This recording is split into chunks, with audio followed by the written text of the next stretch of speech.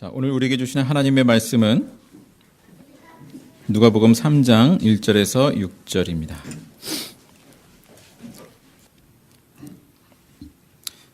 제가 먼저 읽습니다. 디베려 황제가 통치한 지 15해 곧 본디오 빌라도가 유대의 총독으로 헤롯이 갈릴리의 분봉 왕으로 그 동생 빌립이 이두레와 드라고니 지방의 분봉 왕으로 루사니아가 아빌레네의 분봉 왕으로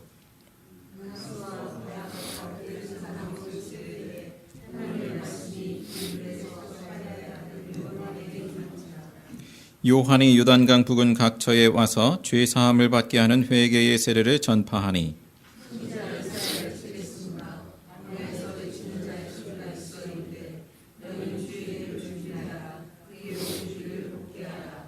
모든 골짜기가 메어지고 모든 산과 작은 산이 낮아지고 굽은 것이 곧아지고 험한 길이 평탄하여질 것이요 모든 육체가 하나님의 구원하심을 보리라 함과 같으니라. 아멘. 자, 오늘 말씀은 제목이 뭡니까? 길을 닦는 사람들. 길을 닦는 사람들이라는 제목으로 오늘 말씀을 통해 주님께서 주시는 음성을 우리 귀 기울여 들을 수 있기를 바랍니다. 자, 누가복음의 저자는 누가이죠. 누가입니다. 누가는 이 당시에 팔레스타인의 그 권력가들, 또 정치, 종교 지도자들, 그들을 먼저 소개하고요. 그리고 이 세례 요한의 사역을 대조해서 보여주고 있습니다. 먼저 그때 당시 디베려 황제 티베리우스가 로마 제국의 황제로 있었다라는 것, 그리고 본디오 빌라도가 유대의 총독으로 다스리고 있었다라는 것, 그리고 헤롯 2세인 그 헤롯 안티파스죠. 갈릴리의 분봉왕이라고 하는 것은 그 한 나라의 4분의 1을 통치하는 사람, 이 문자적인 의미인데요. 일종의 영주, 소왕국을 다스리는 영주와도 같은 사람이죠. 또 그 동생인 빌립이 이두레는 갈릴리와 다메섹 그 시리아 지역이죠. 다메섹 그 사이에 있는 지역이 되겠습니다. 또 드라고니 갈릴리 호수 동쪽 지방이 되겠습니다.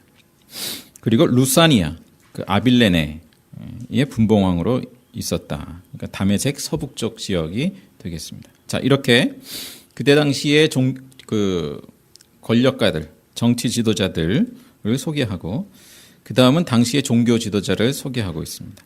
안나스, 그러니까 주후 15년에 이 인물이 로마인들에 의해서 대제사장 자리에서 밀려나게 됩니다. 하지만 그 아들 또 사위, 이 가야바가 사위입니다. 주후 18년부터 37년까지 꽤 오랜 기간을 이제 또 대제사장으로서 역할을 하게 되는데요. 그러다 보니까 아들 사위다 보니까 그의 뒤에서 굉장히 큰 영향력을 발휘한 인물이 이 안나스입니다. 자, 아무튼 그렇게 정치, 종교 지도자들이 있고 그때 당시에 그 상황을 이렇게 소개하고 있습니다만 이 복음서 기자의 시선은 어디를 향하고 있습니까? 그 한 광야, 이 광야에 있는 세례 요한이라는 인물을 집중해서 보게 하고 있습니다. 2절의 말씀에 하나님의 말씀이 빈들에서 사가랴의 아들 요한에게 임한지라. 자, 하나님의 말씀이 유독 다른 사람보다, 어느 권력가보다, 심지어 종교 지도자보다 이 광야에 있는 한 사람 세례 요한에게 임합니다. 세례 요한은 이 하나님의 말씀을 전하기 위해서 그전까지는 빈들에 있었지만, 광야에 있었지만 이제 사람들이 있는 곳 이 요단강가로 나오게 되죠. 자, 요한의 사역은 어떻게 표현되고 있습니까? 죄 사함을 받게 하는 회개의 세례를 전파했다고 했습니다. 그러면서 이사야 40장에 있는 말씀을 인용하고 있습니다. 그 내용을 보면 구원을 베풀러 오시는 예수님, 그 메시아죠. 그 주님의 길을 준비하라는 그 예언, 이사야의 예언을 성취하는 사람, 성취하는 그 사역으로 세례 요한의 그 사역을 소개하고 있습니다. 자, 주님이 오신다. 주님이 오실 길을 준비해라. 그 말은 주님이 떠나가신 것을 전제로 하고 있습니다. 에스겔서에 보면 하나님께서 그 예루살렘 성전, 그 예루살렘 성을 떠나가시는 장면을 보여주거든요. 자, 떠나가신 하나님. 이제 이스라엘의 그 죄악 가운데에서 결국에는 이 떠나가신 하나님. 그 하나님이 다시 오신다라는 것입니다. 자, 그렇게 다시 오시는 주님의 길을 준비하고 예비하라는 것입니다. 곧게 하라는 말씀입니다. 자, 그 이미지를 생각하시면 되겠습니다. 왕이 행차하는 거예요. 왕이 지금 오고 있는 거예요. 그 행차를 준비하라고 촉구하는 것과 같습니다. 자, 결국 그 과정을 통해서 무엇을 보게 되냐 하면 무엇을 봅니까? 이제 모든 육체가 하나님의 구원하심을 볼 것이다. 누구를 통해서요? 그 오시는 주님, 메시아로 오시는 그 예수 그리스도를 통해서 하나님의 구원하심을 볼 것이다. 이것이 오늘 본문 말씀의 그 포인트입니다. 자, 누가복음 오늘 3장인데요. 그 앞장 2장에 보시면 자, 이와 같이 하나님의 구원하심을 먼저 본 사람들이 소개되고 있습니다. 누구입니까? 첫째는 목자들이 나오고요. 그 다음에 시므온과 안나라는 인물이 나옵니다. 시므온의 이야기만 잠시 보겠습니다. 누가복음 2장 25절에 보면 시므온이라는 인물을 소개하고 있죠. 이 사람은 의롭고 경건하고 이스라엘의 위로를, 하나님의 위로를 기다리는 자였다. 성령이 함께 하시는 자로 소개됩니다. 그리고 그는 26절에 보니까 주의 그리스도의 오심을 보기 전에는 죽지 않을 것이다 라는 성령의 어떤 그 지시를 받았다. 말씀을 받았다라는 것이죠. 자, 그래서 예루살렘에 이제 그 아기를 데리고 온 아기 예수를 데리고 온 그 요셉과 마리아, 그 아기를 안고 28절에 보니까 하나님을 찬송합니다. 29절부터 32절까지 함께 읽어보겠습니다. 29절부터 시작. 주제여, 이제는 말씀하신 대로 종을 평안히 놓아주시는도다. 내 눈이 주의 구원을 보았사오니 이는 만민 앞에 예비하신 것이요 이방을 비추는 빛이요 주의 백성 이스라엘의 영광이니라 하니. 자, 이제는 죽어도 여한이 없습니다. 뭐 그런 뜻이죠. 종을 평안히 놓아주시는도다. 내 눈이 주의 구원을 보았사오니, 하나님의 구원을 봤습니다. 자, 예수님, 아기 예수에게서 하나님의 구원을 봤다 그랬습니다. 그리고 이 주님이라고 하는 이 존재는 단지 이스라엘의 영광일 뿐만 아니라 뭐라고 31절에 소개하나요? 이는 만민 앞에 예비하신 것이요. 오늘 읽은 성경 말씀에도 마찬가지로 모든 육체가 하나님의 구원하심을 보리라. 단지 이스라엘, 그 민족적인 이스라엘을 넘어서 모든 사람들이 하나님의 구원하심을 보게 될 것이다. 그렇게 소개합니다. 자, 이처럼 목자들, 시므온, 안나, 이들이 예수님에게서 그 하나님의 구원을 먼저 보았듯이 모든 육체가 예수님에게서 하나님의 구원하심을 볼 것이다. 자, 오늘 본문의 말씀은 예수님의 공생의 사역과 또 가르침과 그 죽음과 부활을 통해서 하나님의 구원을 보게 될 것임을 예고하는 말씀이죠. 자, 예수님의 제자들은 예수님에게서 바로 그 하나님의 구원을 보았습니다. 그런데 부분적으로 깨닫고 경험했죠. 그러다가 부활하신 예수님의 가르침을 통해서 예수님을 통한 그 하나님의 구원의 전체 그림을 비로소 깨닫게 됩니다. 찾아 읽어보겠습니다. 누가복음 24장 44절에서 48절의 말씀입니다.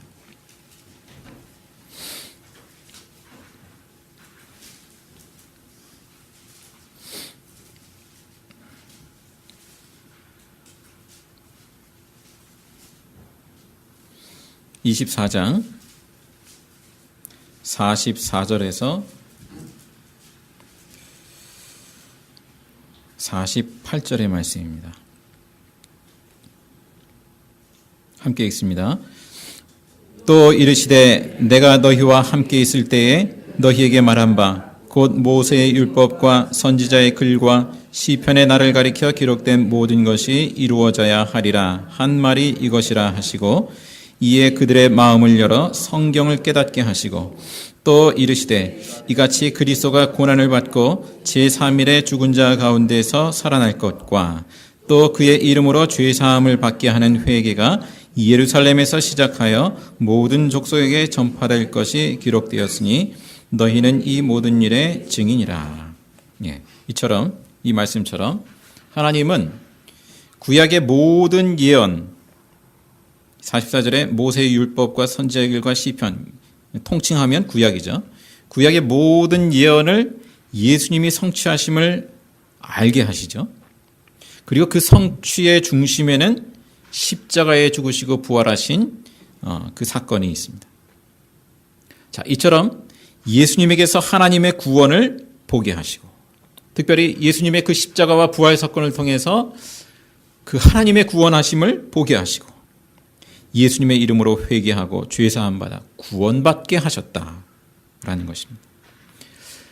그렇게 하나님께서는 우리에게 다가오시고 찾아오신다라는 사실입니다.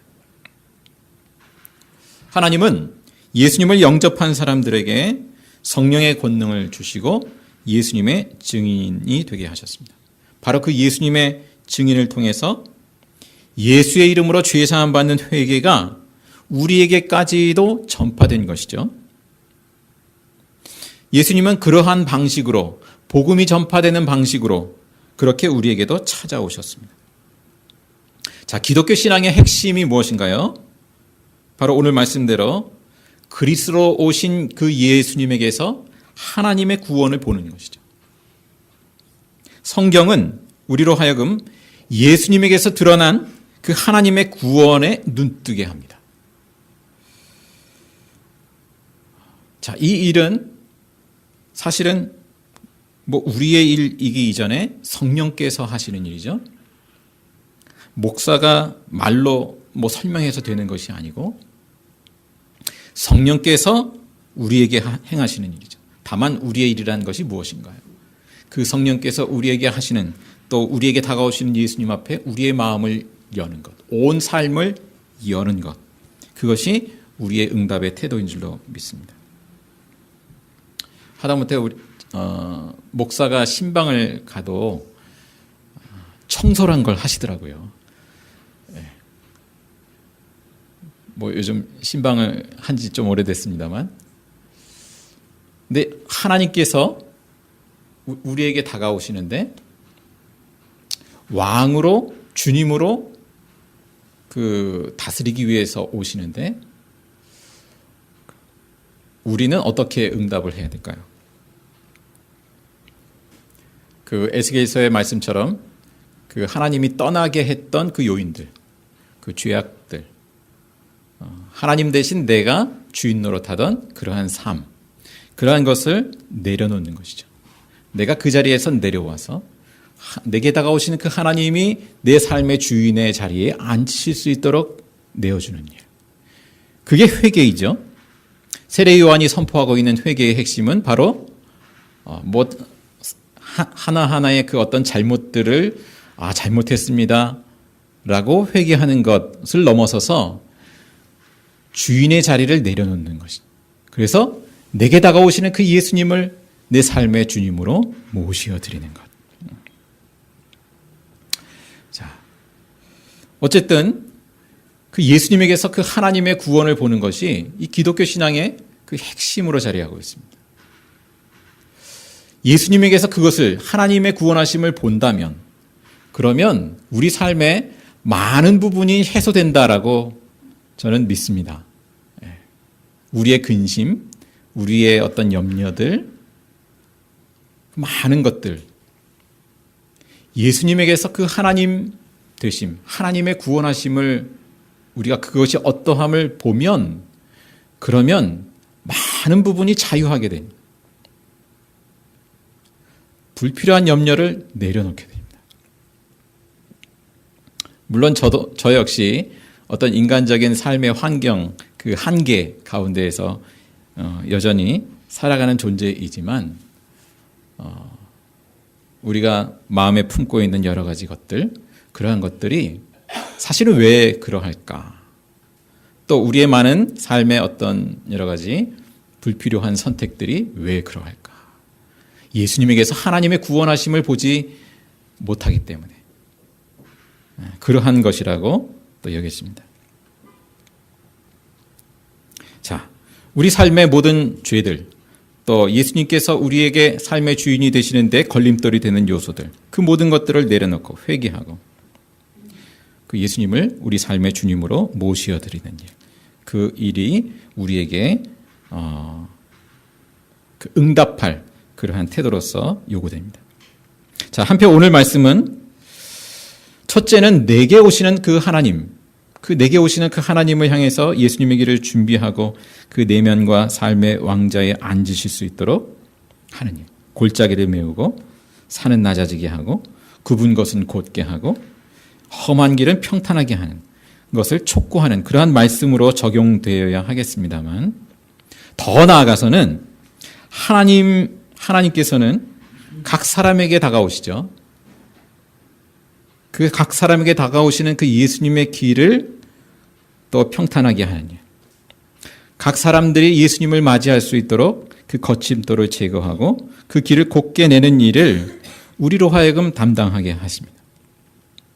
그렇게 모든 사람들이 예수님에게서 하나님의 구원을 볼 수 있도록 하는 성령의 도구가 되게 하십니다. 지난 화요일에는 목회자 모임 가운데에서 이제 탈북자 출신의 어떤 이야기를 듣는 시간이 있었습니다. 북에서 의사로 생활을 하다가 이제 탈북을 한 분인데요. 이제 탈북 과정에 CCC 선교사를 만나서 도움을 얻게 됐습니다. 그리고 거기 그분들을 통해서 이제 결국에는 이제 예수님을 알게 되고 결국 CCC 대학생 선교단체죠. 그 선교단체의 간사 역할을 맡아서 사역하는 이제 탈북자 출신 1호죠. 이분이 대상으로 하는 사역 대상은 이제 탈북해서 대학교에 다니는 그 학생들 대상으로 이제 돌보고 양육하고 또 복음을 전하는 일을 하고 있습니다. 이 북한에 대한 이야기를 이제 나누는데 이제 그렇다고 해요. 이제 한 탈북의 역사가 대략 20년이 넘어가고 하다 보니까 이제 알만한 사람들은 다 안다고 합니다. 이제 탈북을 하게 되면 교회의 일을 찾아가라. 교회가 도와줄 수 있다. 교회의 도움을 받아라. 이제 물론 이제 북한에서는 이제 교회에 대해서 부정적인 이야기를 쇠뇌하지만 그러나 이제는 안 통한다라는 거죠. 알만한 사람들이 다 알고 이제 탈북하게 되면 교회가 도움을 줄 거다. 교회를 찾아가라. 그렇게 되었다라는 것입니다. 자, 그렇게 되기까지 많은 사람들이 수고했죠. 교회들이 그러한 역할들을 했고 또 선교사님들이 그러한 역할들을 했습니다. 말하자면 오늘 말씀대로 하면 예수님, 그 북한 주민들에게 탈북자들에게 찾아오시는 그 예수님의 길을 평탄하게 하는 곧게 하는 그 일을 바로 그 사람들이 그분들이 한 것이죠. 이분도 처음에는 예수님을 믿지 않았죠. 소개받아도 어떻게 이렇게 황당한 얘기를 믿을 수 있냐. 이제 그렇게 생각을 했답니다. 뭐 죽은 자를 살린다느니 뭐 등등등 여러 그 성경의 이야기들을 들으면서 황당해하고 야 이거 심적으로 약한 사람들이 이걸 붙들고 그러는 것 아니냐. 그렇게 여기고 했다는 것이죠. 그런데 이 선교사로 온 분들을 보니까 다 이 CCC 이 선교단체에 일하는 분들이 직장 생활을 하면서 또 자기 삶을 헌신해서 온 분들이거든요. 나름 학교에서 교사 생활을 하던 분도 있고 교수하다 온 분도 있고 또 뭐 은행에서 또 나름 하여튼 번듯한 직장 생활을 하다가 선교로 이렇게 헌신해서 오신 분들이라는 것이죠. 뭐 심적으로 심신이 약하고 이런 분들이 아니라 아무튼 그 선교사님들 통해서 복음을 접하고 말씀을 배우고 그러면서 나중에는 예수 그리스도를 주님으로 영접하게 됐고 그리고 선교단체의 간사로 섬기기까지 됐습니다. 이분이 특히 대학생들에게 또 그렇게 이제 많이 마음을 두는 것은 요즘에는 통일교에서 그 북한 출신 그 넘어온 학생들 중에 고위층 자녀들만 타겟으로 해서 그렇게 많이 돈을 투자한답니다. 돈이 많으니까. 그렇게 밀어주니까 거기에 고마움을 가지고 헌신하게 또 나중에 헌신하게 되겠죠. 아무튼 그래서 이 학생들을 잘 이끌어야 되겠다. 이들이 나중에 북한의 또 다른 이제 북한 주민들에게 그 예수 그리스도를 향한 그 길을 곧게 하는 그 역할을 할 사람들인데 그들을 향해서 헌신하는 것이죠. 예. 자, 이런 분들의 경우 선교의 현장 속에서 그렇게 일하는 분들의 경우는 그분들대로 하지만 자, 우리 삶의 자리에서 우리는 어떤 몫을 할 수 있을까요? 하나님과 우리 각 사람 사이에서 우리의 그 정체성은 바로 오늘 말씀대로 하면 길을 놓는 사람들이다. 길을 닦는 사람들이다. 예수님이 각 사람에게 찾아가시는 그 길을 놓는 그 역할을 감당하는 사람들이라는 것이죠. 예전에 말씀드린 적이 있습니다만 그 예제교회의 사역을 305 스토리로 표현한 적이 있었습니다. 305. 우리 여기가 305호죠. 근데 이제 305가 아니라 305입니다. 무슨 의미인지 기억이 나시나요? 기억이 안 나시나요? 예. 그 오늘 말씀입니다. 누가복음 3장 5절입니다. 예. 내게로 오시는 주님, 또 각 사람 이웃에게로 오시는 주님의 길을 준비하는 일. 주님의 오실 길을 곧게 하는 일. 그것이 우리 그리스도인의 사명이고 교회의 비전이죠. 바로 그 일을 통해서 모든 사람들이 하나님의 구원하심을 보는 것이 우리의 비전이죠. 자, 우리는 주님 오실 길을 곧게 하는 일을 어떻게 할 수 있을까요?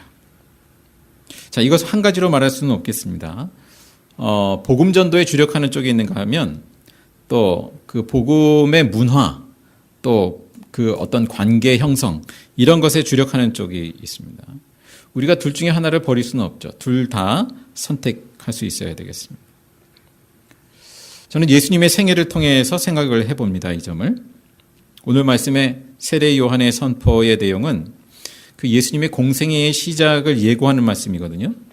그 전까지 예수님은 어디서 사셨나요? 갈릴리, 나사렛이란 마을에서 30년을 살았습니다. 그리고 이제 30세가 돼서 본격적인 공적인 삶을 살아가십니다. 그 기간이 3년이 채 안 됩니다. 그러니까 풀타임 사역이 3년이 채 안 된다는 것이죠.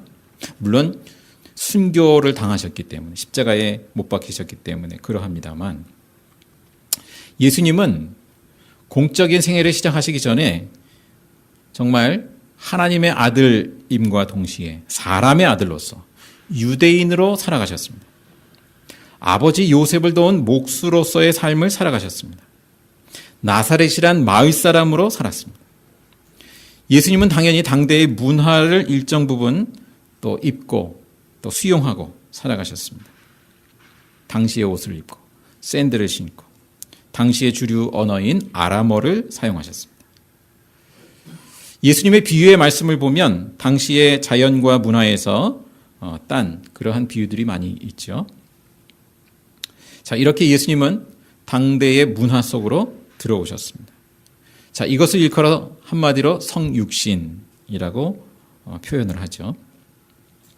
자, 그리고 나서 예수님이 30세에 공적인 삶을 시작하십니다. 예수님이 전한 복음에는 예수님의 삶과 그 문화가 묻어 있습니다. 자, 우리 역시 마찬가지로 이 복음과 문화를 분리할 수 없을 것입니다. 우리가 복음만을 딱 떼어서 전할 수 없을 것입니다. 우리의 말에는 우리의 삶이 묻어납니다. 우리가 복음을 전하지만 사람들은 우리의 삶을 통해서 그 복음이 의미하는 바가 무엇인지를 캐치합니다. 자, 우리의 삶의 방식과 문화는 우리가 믿는 복음을 표현하는 것일 수밖에 없죠. 그래서 우리에게 찾아오시는 각 사람에게 오시는 그 예수님의 길을 평탄케 한다는 것은 우리가 복음을 전하는 것뿐만 아니라 그 복음의 문화를 사는 것. 그렇게 이 문화 속에서 그러한 몫을 감당하는 것이 반드시 포함된다라고 여겨집니다. 자, 요즘 작은 행사로 상가바자회를 함께 준비하고 있습니다.